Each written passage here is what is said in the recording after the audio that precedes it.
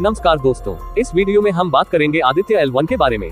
Aditya L1 Bharat का पहला सौर कोरोनाग्राफ है जिसे इसरो द्वारा सूर्य के कोरोना का अध्ययन करने के लिए लॉन्च किया जाएगा।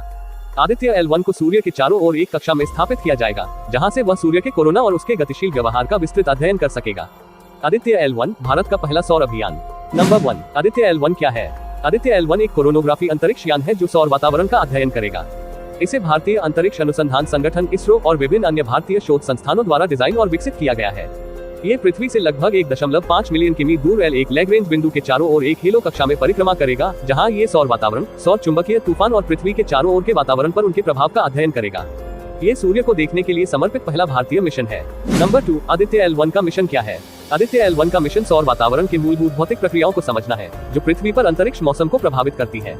ये सूर्य के बाहरी वायुमंडल, कोरोना और क्रोमोस्फेयर का विस्तृत अध्ययन करेगा। ये सौर चुंबकीय क्षेत्र, सौर चमक और सौर कोरोना द्रव्यमान उत्सर्जन CMES जैसे सौर गतिविधियों की उत्पत्ति और विकास का अध्ययन भी करेगा। नंबर 3, आदित्य L1 के पेलोड। आदित्य L1 में 7 पेलोड हैं, जिनमें से 4 सूर्य की रिमोट सेंसिंग करेंगे और 3 इन सीटू अवलोकन करेंगे।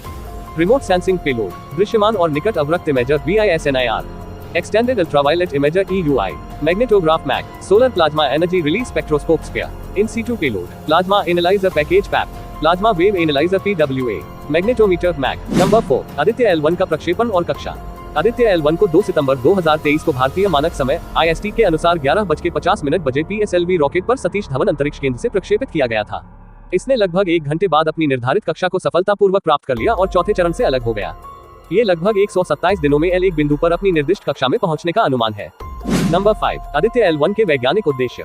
आदित्य L1 के वैज्ञानिक उद्देश्य है: सौर कोरोना के ताप और गतिशीलता को समझना, सौर चुंबकीय क्षेत्र की उत्पत्ति और संरचना को समझना, सौर गतिविधियों जैसे कि चमक और कोरोना द्रव्यमान उत्सर्जन CMES की भविष्यवाणी करने में सक्षम होना, पृथ्वी के चारों ओर के अंतरिक्ष वातावरण पर सौर गतिविधियों के प्रभाव को समझना।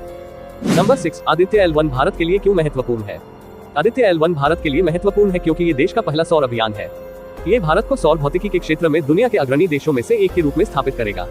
इसके अलावा आदित्य L1 से प्राप्त डेटा पृथ्वी के चारों ओर के अंतरिक्ष वातावरण को बेहतर ढंग से समझने में मदद करेगा, जो पृथ्वी पर मौसम और जलवायु को प्रभावित करता है। आदित्य L1 की सफलता भारत के लिए एक बड़ी उपलब्धि होगी और इससे विश्व वैज्ञानिक समुदाय को भी लाभ होगा।